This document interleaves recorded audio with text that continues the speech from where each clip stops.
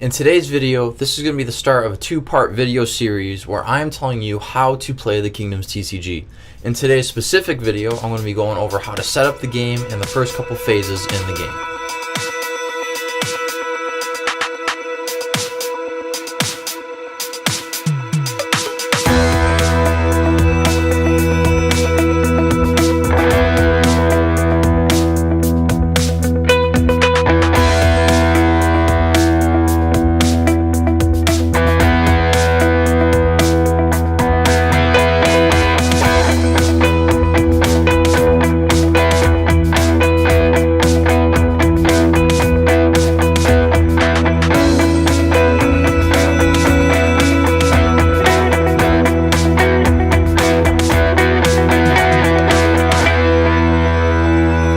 Hey YouTube, Tyler here with the Kingdoms TCG, and as per usual, like, subscribe, do whatever you want to do so you can make sure you're getting every single video that I'm trying to post once a week. Like I said in the beginning, in today's video, I'm going to be going over how to play the game, and I'm going to be dividing it up into two videos so that way it's not a super long video.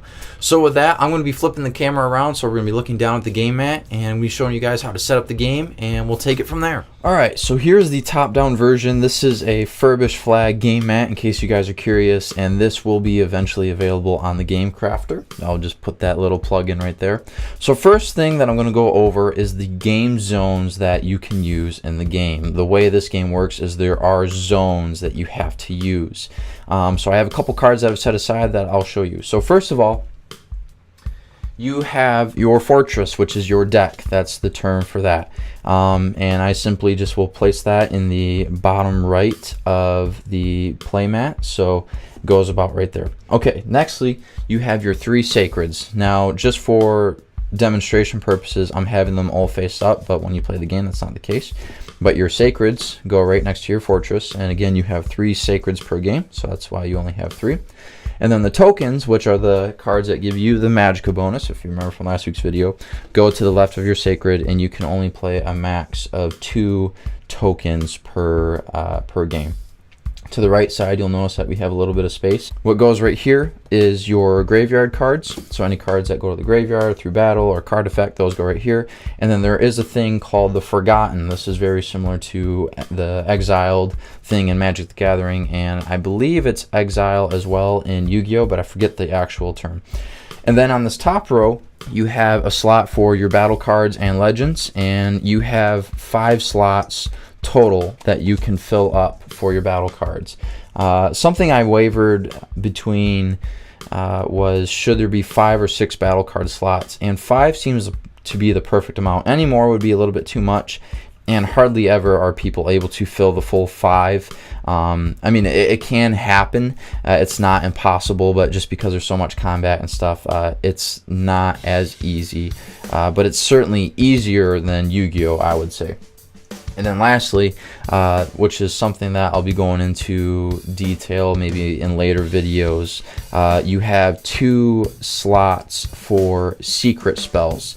Now, secret spells, that secret is an ability on some spell cards, but again, I'll explain that in other videos. So this is the game zone. You got 2 token slots, you have your 3 sacreds, you have your fortress, your graveyard, the Forgotten.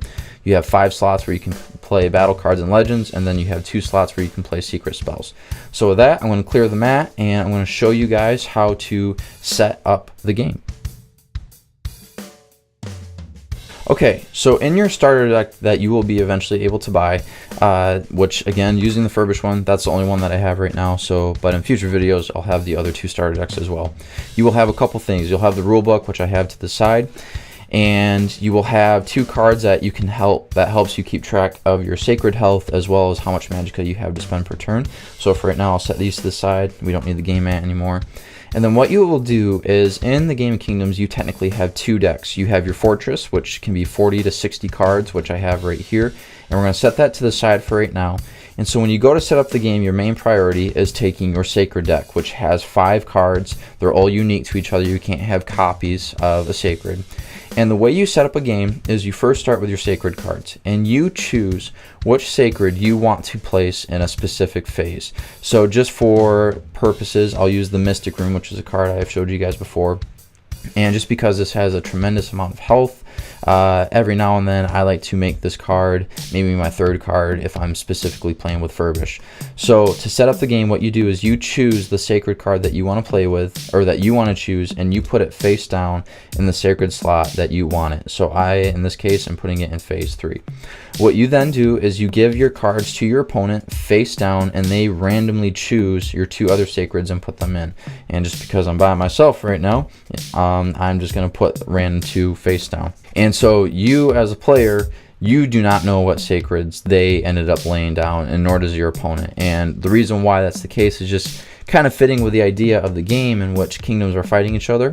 Sometimes the kingdoms, they can choose which place they're defending because that's where those kingdoms are coming to attack, and other times the kingdoms, they're attacking other things. And so that's kind of fitting with the theme of you can defend certain things that and other things you're trying to rally your defenses for that.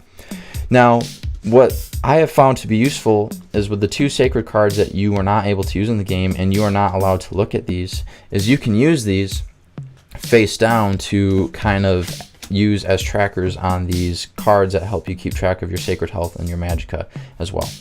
But that besides the point. So after you pick your 3 sacreds, what you do, both players will reveal their first sacred. In this case, I have the card River of Blessing, and it has 1400 health. So what I'm going to do is go ahead and just mark on my sacred health tracker card how much health I have. And then with that, once both players have do that, you then take your fortress, you shuffle your fortress, and I have already done that. And then what you do is you draw your 6 cards. You have, in the game of Kingdoms, you have a hand size of 6 cards.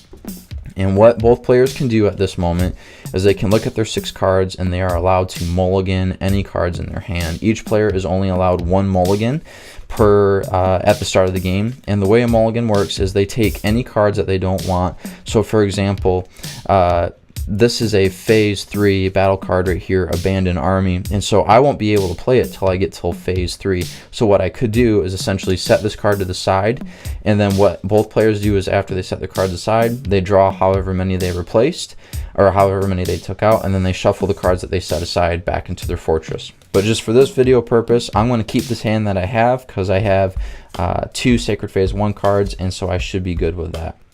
Once both players have agreed that their hands are good, they decide however they want who's going to go first, and they go into, whoever is going first goes into their first turn. That's going to take us into our draw phase. So the draw phase is very simple. Now, unless you have cards in your hand or on the field, or your opponent has cards on the field that alter how many cards you're drawing, you will always start your turn by drawing 1 card from your fortress. And that is the draw phase. Very nice and easy. Now we're into the prepare phase. The prepare phase, besides the attack phase, is probably the most important phase because that is the phase in which you set up your turn. Now again, you have 5 magicka that you can spend per turn. So looking at this hand, I see that we have a token, so that would be pretty good. But maybe for right now, actually, you know what would be a good idea? We'll do this. So Prison Guard, for example, he costs 3 magicka. He's a Sacred Phase 1 battle card, and we are in Phase 1, Sacred Phase 1. So we're going to go ahead and spend 3 magicka and play him, call him to the field is the term that we use. So I still have 2 magicka left to use this turn. So what I'm going to do, so I have more magicka next turn because I have a couple cards that I want to be able to use, or I want to be able to play multiple cards, is I'm going to play this token. And its cost is 2 magicka. So I'm going to go ahead and lay it face up right there. Now, tokens, like I said in the video before, they take 1 turn to give you their magicka bonus. So until my next turn, I do not have that magicka bonus, which 2, the gift ability is how much magicka it gives you per turn. It gives you 2 magicka per turn. So I will not receive that till the start of my next turn. In my prepare phase, I would have a chance to maybe play some spells if I wanted to, and that's about it that I can do in this turn with what I have in my hand. If I had a spirit card at this moment, I could just simply attach it to my sacred card if I wanted to. I know I also talked about how with legend cards you can send legend or battle cards that you have on the field to the graveyard to reduce the cost. I do not have a legend in my hand, but what I'll point out is I have no magicka left, and so this being able to send that to the graveyard wouldn't help me out at all, so I wouldn't be able to play a legend this turn at all either. So with that, for the current hand that I have right now, I cannot do anything else because I don't have any magicka left, so I can't play these spells. And even if I did have any magicka left, two of my battle cards, phase 2 and phase 3, I can't even play these till these sacreds are revealed. So that is the prepare phase. Alright, so for those of you that have been watching some of the videos that I've been posting, you know that this is the time where I like to do a quick little devotional to share with you guys, just because it is something very important for me. So I'm going to be putting the scripture up on the screen, but today I'm going to be reading from 1 Samuel chapter 12, verse 20, where it says this: Samuel replied, "Don't be afraid. Even though you have committed all this evil, don't turn away from following the Lord. Instead, worship the Lord with all your heart." The reason why I wanted to share this verse today is, yes, I believe that there is sin and that sin should not be in our lives. But what is so powerful about this verse is, as Samuel has delivered this message to the Israelites for all their great evil that they have done, he is telling them, don't be afraid.